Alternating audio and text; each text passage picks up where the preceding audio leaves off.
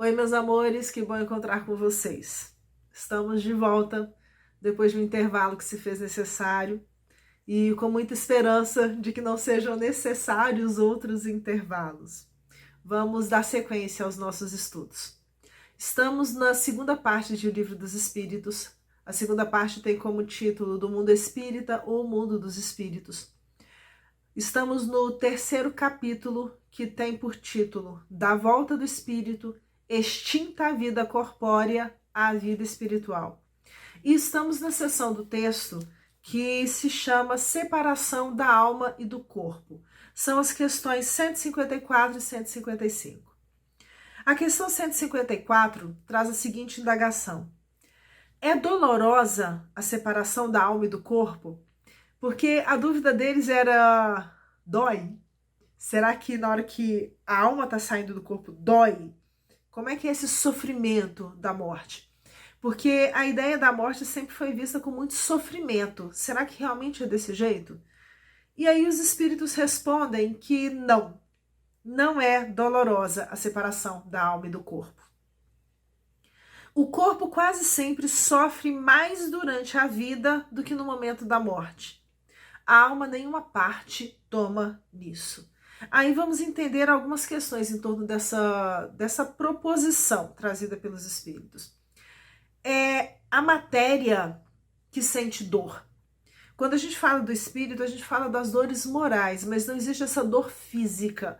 O que significa que se eu estiver de posse completa das minhas faculdades enquanto espírito, se eu estiver em equilíbrio, eu não vou ter a sensação de dor de cabeça, de dor de barriga, de dor nas pernas, nos braços, dor na coluna, porque quem tem coluna, quem tem barriga, é o corpo.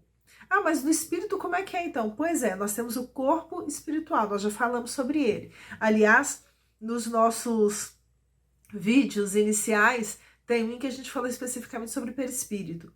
Na condição em que a gente se encontra ainda hoje, existe, vamos dizer assim, uma identificação que faz com que o nosso perispírito apresente, né, pelas necessidades que nós vivenciamos hoje, características muito semelhantes à do corpo físico.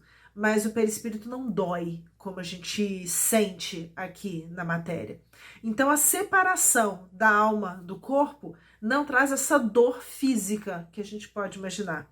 E ele comenta aqui nessa questão de que normalmente existe sofrimento maior durante a vida do que na morte, exatamente por causa dessa ligação com a matéria que estraga, com a matéria que sofre, com a matéria que degenera. Então, exatamente por conta disso, a ideia geral é de que, e a ideia geral trazida pelos espíritos, então são eles que estão dizendo, eles já passaram por esse processo, a ideia geral é de que a gente sofre mais durante a vida física do que na vida espiritual. Pelo menos nessas questões, né, dessa dor propriamente dita, propriamente vinculada às necessidades materiais. Os sofrimentos que algumas vezes se experimentam no momento da morte, no instante da morte, são um gozo, uma alegria para o espírito, que vê chegar o termo do seu exílio. Então, até, vamos dizer assim, a pessoa que está num estado terminal de doença, para o espírito, e aí quando a gente está falando, é interessante que ele não coloca aqui para a alma, ele está falando para o espírito, e isso significa que é o espírito enquanto ser consciente da sua realidade espiritual, esse enxerga aquilo como sendo uma libertação. Aquele período, né, de provações, de dificuldades que a pessoa, que esse espírito enfrentou aqui na matéria, está perto de acabar. Nem sempre a alma, que é o espírito encarnado, sente isso, porque essa alma, esse espírito encarnado está preso a essa encarnação. Então é óbvio e é natural entender que eu, Rogéria, espírito que neste momento ocupo, né, este lugar e trago essas características aqui dessa encarnação, provavelmente no momento da morte talvez eu não vá querer ir. Eu vou ficar triste com aquilo, eu vou querer permanecer aqui, eu não vou enxergar aquilo como um momento de libertação, porque eu vou querer ficar junto das pessoas que me amam, as pessoas que me querem bem. Isso é natural.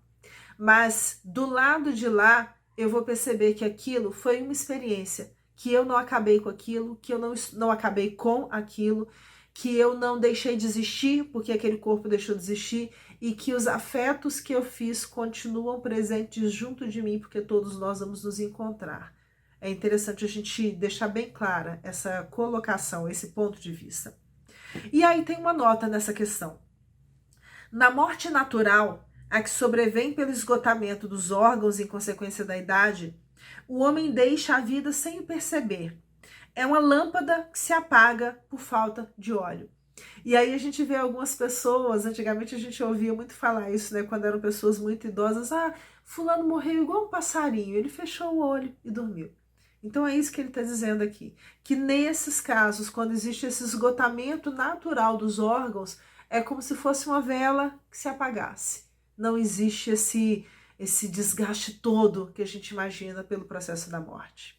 A questão 155 é dividida em duas. Primeira parte. Como se opera a separação da alma e do corpo? Como que acontece essa separação da alma desse corpo aqui?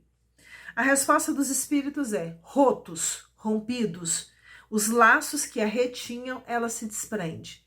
Quando esses laços são rompidos, de alguma forma, essa alma vai se desprender do corpo. A gente fica muito com a imagem, e os desenhos, os filmes trazem essa ideia, né? Mas a gente fica muito com a imagem da mitologia grega, das parcas, que eles falam das 3 irmãs que eram cegas, mas dividiam o olho e aí podiam ver o que estava acontecendo lá de fora, mas que o fio do destino das vidas humanas estava nas mãos delas e que quando chegava o término da existência, elas cortavam aquele fio. Por conta disso, né, desse imaginário que se manteve, a questão 155A traz a seguinte dúvida e que dialoga um pouquinho com isso. A separação se dá instantaneamente por brusca transição, do tipo, chegou a morte, cortei, opa, acabou aqui, começou o outro lá, é uma transição brusca? Haverá alguma linha de demarcação nitidamente traçada entre a vida e a morte? Tem alguma linha clara do tipo, estou vivo, opa, cheguei nesse ponto aqui, acabou tudo, morreu, fui para o lado de lá, como se fosse um segundo que eu posso definir, até 1 hora, 2 minutos, 35 segundos e 2 centésimos a pessoa estava viva, a partir daquilo a pessoa estava morta. Existe essa linha brusca? Os espíritos respondem que não. A alma se desprende gradualmente, não se escapa como um pássaro cativo a que se restitua subitamente a liberdade. Aqueles 2 estados, vida e morte, se tocam e se confundem, de sorte que o espírito se solta pouco a pouco dos laços que o prendiam. Esses laços se desatam, não se quebram. Mesmo nos casos de desencarnações violentas, não existe esse desligamento imediato, brusco. E por que isso acontece?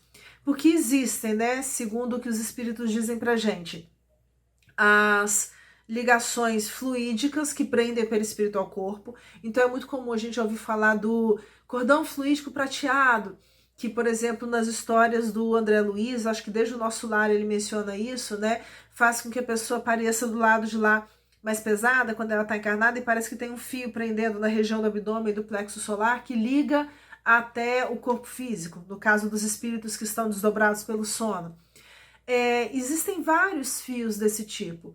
Por isso eles comentam que nos processos de desligamento durante a desencarnação, começa se desligando as extremidades. E aí gradativamente vai sendo suspensa, né, essa troca de fluido vital quando ainda existe. Né? É como se fosse um esgotamento também desse fluido vital. A máquina vai ficando sem combustível e a partir daí cessa a ligação entre o corpo perispiritual e o corpo físico.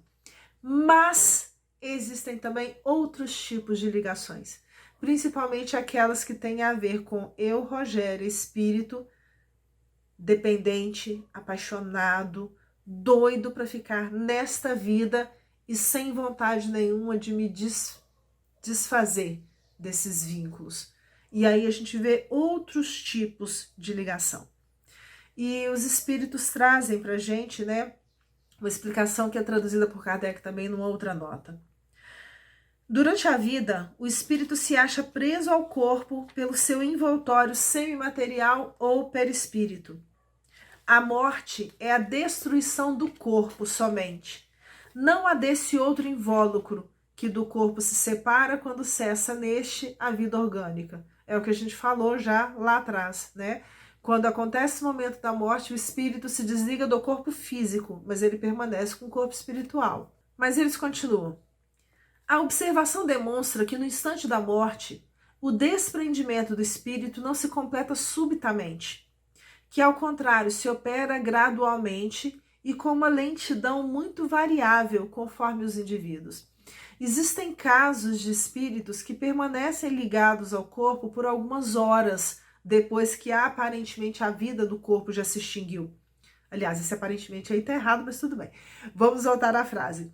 Tem alguns espíritos que permanecem algumas horas ligados àquele corpo no qual a vida material já se extinguiu.